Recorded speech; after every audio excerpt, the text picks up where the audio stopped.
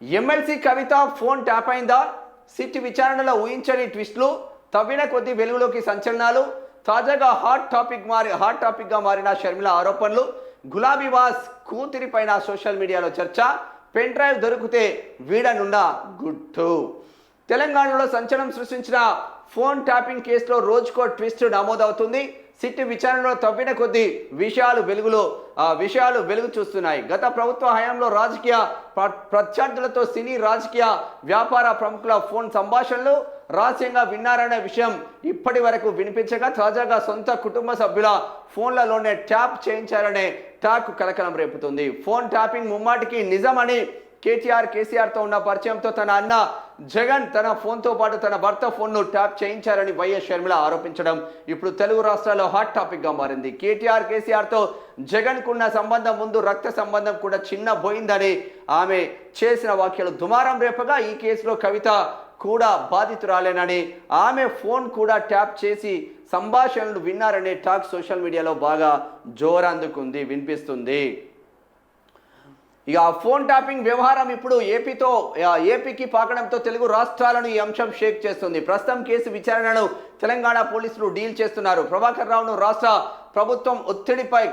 ప్రభుత్వం కేంద్రంపై ఒత్తిడి తెచ్చి మరీ అమెరికా నుంచి వెనక్కి రప్పించగలిగింది. ఆయనను ప్రశ్నిస్తున్న క్రమంలో అనేక కీలక విషయాలు వెలుగులోకి వస్తున్నాయి. అలాగే రివ్యూ కమిటీ సభ్యులుగా ఉన్న నాటి హోంశాఖ కార్యదర్శి, ప్రస్తుత డీజీపీ జితేందర్, అప్పటి ఇంటెలిజెన్స్ విభాగం చీఫ్ అనిల్ కుమార్, గతంలో కీలక హోదాలో పనిచేసిన మహేందర్ రెడ్డి, నవీన్ చంద్ వంటి అధికారుల నుంచి సిట్ ముఖ్యమైన సమాచారం రాబట్టుకున్నట్లు తెలుస్తుంది. వీరి వద్ద ఎస్ఐబి చీఫ్ హోదాలో ప్రభాకర్ రావు టీం తప్పుడు సమాచారం ఇచ్చి ట్యాపింగ్ కోసం అనుమతి పొందినట్లు సిట్ నిర్ధారణకు వచ్చింది. దీంతో పౌరుల వ్యక్తిగత భద్రతతో కూడుకున్న ఈ అంశంలో రేవంత్ సర్కార్ ఎలాంటి చర్యలు తీసుకోబోతున్నది అనేది ఆసక్తి రేపుతున్నది. ఈ కేసులో ఒకవేళ సిబిఐ ఎంట్రీ ఇస్తే వ్యవహారం మరోలా ఉండబోతుందనే టాక్ వినిపిస్తుంది. కేంద్ర దర్యాప్తు సంస్థ చేతిలోకి వెళ్తే మరిన్ని ట్విస్టులు తప్పవనే అభిప్రాయాలు మాత్రం వ్యక్తం అవుతుంది. మరి ఆ పెన్ డ్రైవ్స్ ఎక్కడా?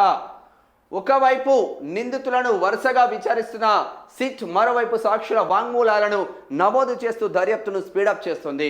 ఈ క్రమంలోనే ఫోన్ ట్యాపింగ్ వ్యవహారంలో గత ప్రభుత్వం హయాంలో మాటలతో చెప్పలేనని దారుణాలు జరిగినట్లు తెలుస్తుంది. వేలాది మంది ఫోన్లను రహస్యంగా వినడమే కాకుండా ఆ వాయిస్లను వారికే వినిపించి బెదిరించడం, వారి కదలికలను ముందుగానే పసిగట్టి వారిని నిలువరించినట్లు తెలుస్తుంది. అయితే వాయిస్ డేటా ట్రాన్స్ఫర్ కోసం అధికారులు పెద్ద సంఖ్యలో పెన్ డ్రైవ్స్ను వినియోగించినట్లు తెలుస్తుంది. దాదాపు 5 నుంచి 6 పెన్ డ్రైవ్లను కొనుగోలు చేసి ట్యాప్ చేసిన ఫోన్ కాల్ సంభాషణలకు సంబంధించిన వాయిస్ డేటాను తమకు